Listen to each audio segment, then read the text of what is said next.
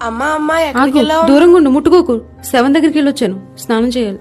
ఎందుకు దగ్గరికి రానివ్వట్లేదు? స్నానం చేయాలంటున్నావేంటి? శవాన్ని తాకితే మైలనా, లేదా అక్కడ బ్యాక్టీరియా ఏదైనా ఉంటుందనా? అదే కాదు, అతడు ఆరోగ్యవంతుడే. సడన్గా హార్ట్ స్ట్రోక్ వచ్చి చనిపోయాడు. శవం దగ్గరికి వెళ్తే మైలంటారు కదా. ఏసయ్య పాడిని ముట్టుకుంటే చనిపోయిన కుమారుడు లేవలేదా? రక్తస్రావశ్రీ ఆయన ముట్టినప్పుడు స్వస్థత పొందలేదా?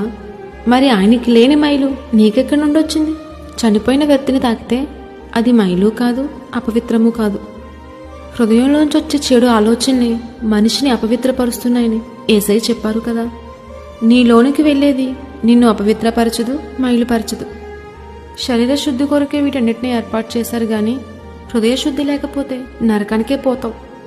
మైలు కీడు అంటూ ఆచారాలతో బ్రతక్కు, ఆత్మానుసారంగా జీవించు.